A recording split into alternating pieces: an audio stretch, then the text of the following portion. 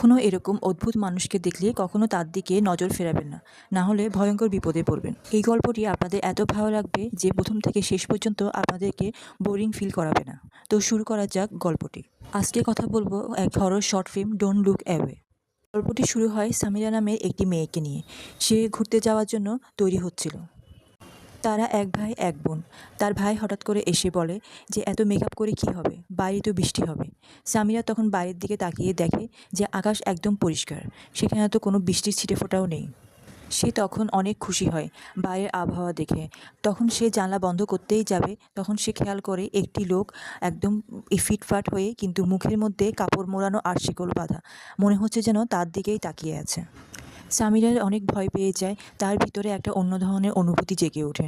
তার অনেক খারাপ লাগে। হঠাৎ তার বাবা ফোন করলে তার বাবা তখন তাকে বলল যে তার আজকে একটু দেরি হবে।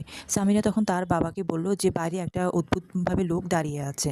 তখন তোর বাবা আতঙ্কিত হয়ে বলল যে তুমি একদম ওখান থেকে সরবে না, ওই লোকটার দিকে তাকিয়েই থাকো।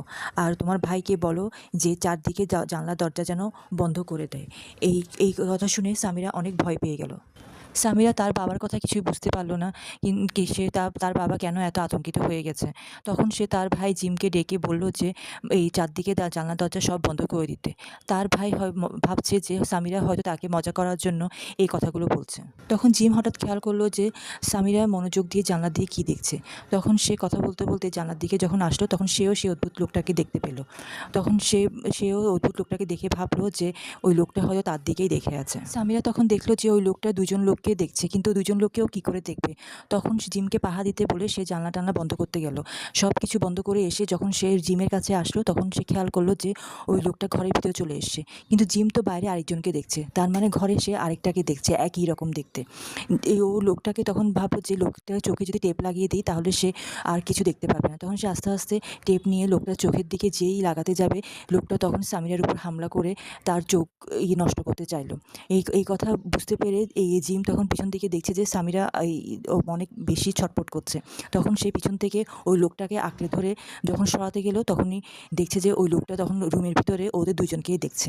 এমন সময় হঠাৎ ওর বাবা চলে আসলো। ওর বাবাকে ইশারা করে বলছে যে ওই লোকটা এখানে দাঁড়িয়ে আছে, কিন্তু ওর বাবা ওই লোকটাকে দেখছে না।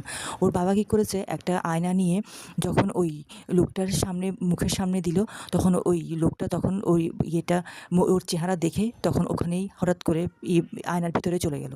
তারপর ওর বাবা কী করলো, আয়নাটা ভেঙে ফেললো। সামিরা ওর বাবাকে বলে, বাবা এগুলো কি হচ্ছে। সামিরার বাবা তখন বলে, একবার আমি তোমার মার সাথে এখানে ঘুরতে এসেছিলাম, তখন এই আত্মাটা আমাদের পিছনে আমাদেরকে বারবার আমাদেরকে ভয় দেখাতো। এখন অনেক বছর পর এখন দেখি যে তোমাদেরকেও ভয় দেখাতে শুরু করেছে। এতদিনে আমি এর আচরণ বুঝতে পেরেছি, তাই আমি ওকে উপযুক্ত শিক্ষা দিয়েছি। জিমের বাবা এগুলো বলতে বলতে হঠাৎ জিমের চিন্তা আসলো, এখন যে আত্মাটা দেখছিল সেটা তো সামিরা দেখছে, কিন্তু জিম যেটা আত্মা দেখেছে সেটা তো বাইরে দাঁড়িয়ে আছে। তখনই সে গিয়ে বাইরে যখনই দেখতে যাবে, তখন দেখছে যে ওই আত্মাটা ওখানে নেই। এর মানে হচ্ছে যে আত্মাটা তাদের পিছু এখনও ছাড়েনি। তখনই তার বাবা তখন বুঝতে পারলো যে আরও কয়েক বছর পর এই আত্মাটা হয়তো আবার ওদের কাছে ফিরে আসবে। কিন্তু কখন ফিরে আসবে আর কিভাবে ফিরে আসবে সেটা তারা জানে না।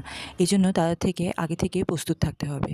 তখন আমরা দেখতে পাই ওদের বাড়ির কিছু দূরে একটি জঙ্গলে সেই আত্মাটা বসে আছে। তার মানে এই আত্মাটা ওদের কাছে আবার ফিরে আসবে।